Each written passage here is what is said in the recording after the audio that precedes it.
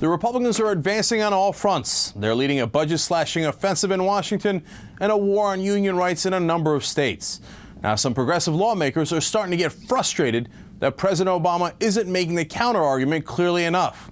Oregon Congressman Peter DeFazio said he wants to see more backbone from the president. Quote, "The problem is the negotiator-in-chief and where he'll end up and whether we can put some steel in his spine. I assumed he caved on taxes in December because he was blackmailed on the treaty with Russia with nuclear weapons, which was absolutely critical, but that's pretty pathetic also." Wow, those are strong words, and that's going to leave a mark.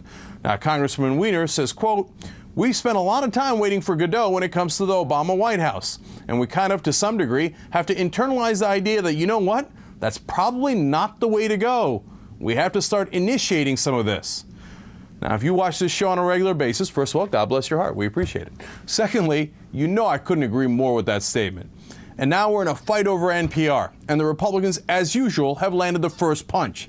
Today, the House voted to defund NPR in, of course, partisan vote of 228 to 192. Congressman Weiner pointed out the absurdity of the NPR budget threat on the House floor today. This is the problem. It's click and clack, the Tappet brothers. They talk about master cylinders and slave cylinders. It's kinky. I am glad my Republican friends are finally getting to the bottom of this. And then with all the giggling and snorting that they do every weekend on their show, it's got to be some kind of a code. They're clearly talking to the Russians or the Chinese or something with all that giggling and snorting. It is fine. I'm so relieved that we had this emergency session, that we waived the rules of the House that require 72 hours, so we finally get these guys off my radio. You know, Congressman Weiner, first, and of course Congressman Anthony Weiner is joining us now. First, on the Republicans, they're complaining that Obama's filling out brackets when there's so many more important things going on. And we got the Japan situation, we got a no-fly zone in Libya, and they're worried about the threat of NPR?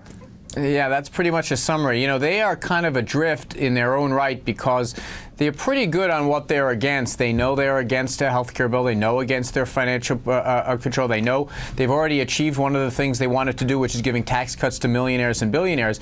Beyond that, they're kind of wandering, trying to figure out what to do each day. So the idea that they're finally cracking down on wait, don't tell me, and Morning Edition and click and clack, I guess they finally found their cause for the week. All right. Now, Congressman, there's been some tough quotes, some of which I read. Dennis Kucinich had another tough quote about the president. Is the impression that President Obama isn't showing up to fight enough on these issues? Well, first, let's be clear. You know, I very much want the president to be a success. I'm going to work hard to make sure he serves a second term. And his record of success in the first 2 years has been pretty remarkable. You know, the counter thrust that what they would say to people like me and Peter DeFazio says, yeah, you might not like the way we're proceeding. Maybe you want to see more fight, but we're getting a lot of things done. The problem is that when we're having this debate about the budget, it can't just be to the American people about numbers. It has to be about what our values are as a party and what it is that we're prepared to fight for. And that's kind of what we need a little bit more from the president. But, you know, I think you've got to realize, you've got to make a distinction. You've got people like Senator McConnell who wake up every morning thinking about how they make sure the president fails, and the rest of us in the Democratic base who really want the president to succeed. And I think the problem that we have now is we're all watching this debate over budget numbers in Washington. We know clearly what the Republicans stand for: smaller government, less taxes, reduced deficits and things like that.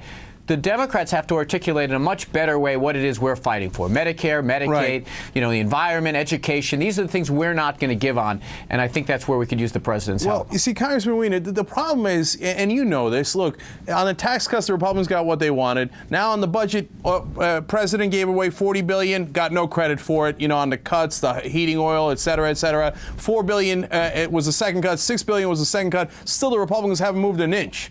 So how do we get the White House to realize, hey, you know what, this is not the right way to constantly give in?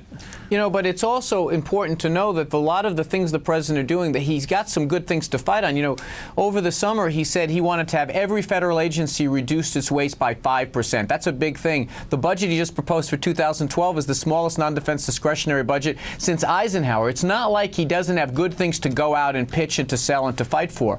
I think that we can't see these budget negotiations as simply being kind of transactions. And I think, you know, the president needs to understand that one of the things that that gets us all fired up and gets us in Congress in a place that we can defend the things we care about is if he leads us. And that's what we're asking him to do a little more of. I couldn't agree more with that. Congressman Weiner, thank you so much for your time tonight. Thank you.